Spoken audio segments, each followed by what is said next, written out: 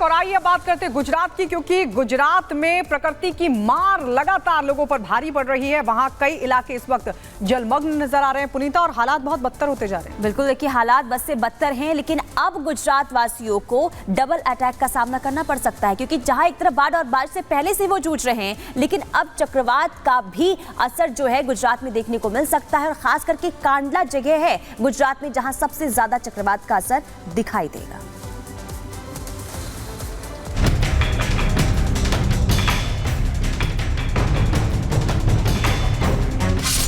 बाढ़ बारिश की मार झेल रहे गुजरात पर अब चक्रवाती तूफान का खतरा मंडराने लगा है। गुजरात के तटों पर चक्रवाती तूफान की आहट है। कांडला तट पर चक्रवात आसना तेज लहरें बना रहा है। चक्रवाती तूफान को देखते हुए अधिकारियों ने भी बचाव अभियान को तेज कर दिया है। आसपास के इलाकों को अलर्ट कर दिया गया है। निचले इलाकों को खाली करने के निर्देश दे दिए गए हैं। ऐसा इसलिए क्योंकि 1976 के बाद एक बार फिर चक्रवाती तूफान लौट आया है। सबसे पहले 1944 में अरब सागर से चक्रवाती तूफान उठा था। इसके बाद 1964 में गुजरात तट पर सर्कुलेशन बना था। इससे पहले 1976 में आखिरी बार चक्रवाती तूफान आया था। यानी कि ठीक 48 साल बाद अरब सागर में चक्रवाती तूफान लौट आया है। गुजरात में पहले से ही बाढ़ और बारिश का कहर जारी है। सड़कें तालाब में तब्दील हो चुकी हैं। नदियों का जलस्तर बढ़ने से बांध फटने को तैयार हैं। गाड़ियां हो या फिर ट्रक, सब पानी में ताश के पत्तों की तरह तैरते हुए नजर आ रहे हैं। आधे से ज्यादा घर सैलाब में समा चुके हैं। हालात तो ये हैं कि एनडीआरएफ, एसडीआरएफ के साथ साथ सेना के जवानों को भी मोर्चा संभालना पड़ा। बाढ़ बारिश से बिगड़े हालात के बीच प्रशासन और सरकार भी एक्शन मोड में है। एसडीआरएफ और एनडीआरएफ की टीम युद्ध स्तर पर रेस्क्यू अभियान चला रही है। मुख्यमंत्री भूपेंद्र पटेल ने प्रभावित इलाकों का हवाई सर्वेक्षण कर अधिकारियों को रेस्क्यू में तेजी लाने के निर्देश दे डाले हैं और बाढ़ बारिश से प्रभावित लोगों तक हर संभव मदद पहुंचाई जा रही है। गुजरात में बाढ़ और बारिश लोगों पर कहर बनकर टूट रही है। बाढ़ बारिश से अब तक 32 लोगों की मौत हो चुकी है। हालात ये हैं कि सभी स्कूलों को बंद रखने के निर्देश हैं। बारिश को देखते हुए 4 जिलों में ऑरेंज अलर्ट है, जिसमें कच्छ, मोरबी, जामनगर और द्वारका शामिल हैं। वहीं गुजरात के 4 जिलों में मौसम विभाग ने येलो अलर्ट जारी किया है, जिनमें राजकोट, जूनागढ़ और पोरबंदर शामिल हैं। प्रदेश में बन रहे इन हालातों के बीच ये कहा जा सकता है कि गुजरात के रहने वाले लोगों पर प्रकृति की अब दोहरी मार पड़ने वाली है। Bureau report, Republic Bharat. यानी अब गुजरात पर डबल अटैक। पहले बाढ़ बारिश की वजह से गुजरात में कई इलाके जलमग्न हो गए, अब चक्रवाती तूफान का खतरा बना हुआ है। और आइए अब आपको बताते हैं कि असना का असर है तो फिर किस तरीके से कहर बरपेगा।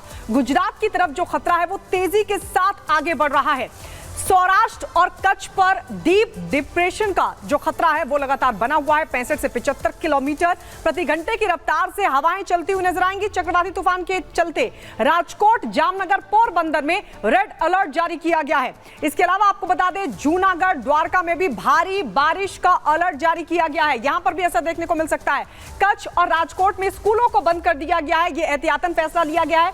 एनडीआरएफ, एसडीआरएफ के अलावा सेना को भी अलर्ट मोड पर रखा गया, ताकि अगर इस तरह से हालात बेकाबू होते हैं तो सेना और एसडीआरएफ की जो टीम है वो मोर्चा संभाल ले। यानी कुल मिलाकर अगर देखें तो गुजरात पहले किस तरीके से बाढ़ बारिश से जूझ रहा था, लेकिन आपको यह भी बता दें कि साइक्लोन का जो असर है गुजरात और राजस्थान पर पड़ेगा।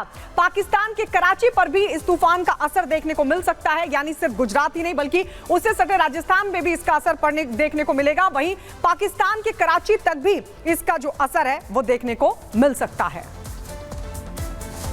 आगे बढ़ते हैं और अब बात कर लेते हैं उत्तर प्रदेश में चल रहे पुलिस भर्ती परीक्षा की, जिसका आज 5वां और आखिरी चरण है। ऐसे में पुलिस प्रशासन की तरफ से सुरक्षा के कड़े इंतजाम किए गए हैं। प्रदेश के हर सेंटर के बाहर सुरक्षा ऐसी की गई है कि परिंदा भी पर ना मार पाए। आपको रिपोर्ट के जरिए दिखाते हैं कि किस तरीके से सुरक्षा व्यवस्था की गई है सेंटरों के बाहर।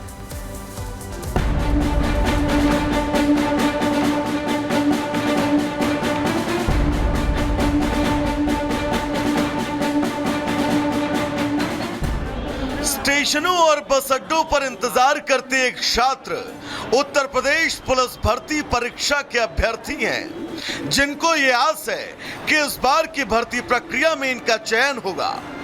दरअसल यूपी में पुलिस भर्ती परीक्षा का आज 5वां और सबसे आखिरी चरण है। उत्तर प्रदेश की योगी सरकार प्रदेश में पुलिस भर्ती अभ्यर्थियों से यह वादा भी कर चुकी है कि प्रदेश में कोई भी भर्ती परीक्षा क्यों ना हो, परीक्षा में खर्ची और पर्ची नहीं चलेगी, जबकि सिलेक्शन सिर्फ और सिर्फ योग्यता के आधार पर होगा। प्रदेश में पिछली बार हुई भर्ती परीक्षा में पेपर लीक की खबरों के बीच प्रदेश सरकार ने परीक्षा को रद्द कर दिया था। खुद सूबे के सीएम योगी आदित्यनाथ ने छात्रों को यह आश्वासन दिया था कि वो जल्द ही छात्रों के हित में दोबारा से परीक्षा करवाएंगे, जिसमें शुचिता और शुद्धता का पूरा ख्याल रखा जाएगा। और हुआ भी कुछ ऐसा। जल्द ही परीक्षा की तारीख आई। 5 चरणों में परीक्षा पूर्ण करवाने की रूपरेखा तय की गई। भर्ती परीक्षा के 4 चरणों के आंकड़ों से यह साफ है कि कहीं भी नकल की गुंजाइश न होने के चलते लाखों छात्र सेंटर तक ही नहीं पहुंचे। और आज पुलिस भर्ती परीक्षा का 5वां चरण है, जिसे लेकर सभी सेंटरों पर तैयारी पूरी कर ली गई है। पुलिस भर्ती परीक्षा के अगर चौथे दिन के आंकड़ों पर नजर डालें तो परीक्षा केंद्रों की संख्या 1174 थी। 6,92,936 अभ्यर्थियों ने परीक्षा दी। 94 संदिग्ध छात्र चिन्हित किए गए। 13 मुन्ना भाइयों की गिरफ्तारी हुई। कानपुर में ही 3 शातिरों को दबोचा गया। सूबे के मुखिया योगी आदित्यनाथ ने इस भर्ती परीक्षा से पहले यह चेता दिया था कि परीक्षा की शुचिता का पूरा ख्याल सख्ती से रखा जाएगा। और भर्ती परीक्षा से सामने आने वाली खबरें भी इसी तरफ इशारा कर रही हैं, क्योंकि सिर्फ कानपुर जिले से ही पुलिस ने 3 मुन्ना भाइयों को धर दबोचा। दरअसल कानपुर में पुलिस भर्ती परीक्षा में 3 मुन्ना भाई गिरफ्तार हुए। उम्र घटाकर ये परीक्षार्थी परीक्षा देने पहुंचे थे। बायोमेट्रिक जांच के दौरान ये तीनों धर लिए गए। पुलिस की सतर्कता के चलते ये तीनों आरोपी पकड़े गए। यूपी की योगी सरकार ने यह साफ कह दिया है कि परीक्षा में नकल और किसी भी तरह की बेईमानी बर्दाश्त नहीं होगी। यही वजह है कि आज 5वें चरण की परीक्षा को लेकर भी सरकार पूरी तरह से तैयार है। हर सेंटर पर पुलिस का सख्त पहरा है, ताकि जो छात्र योग्य हैं उनकी योग्यता से किसी भी तरह का खिलवाड़ न होने पाए।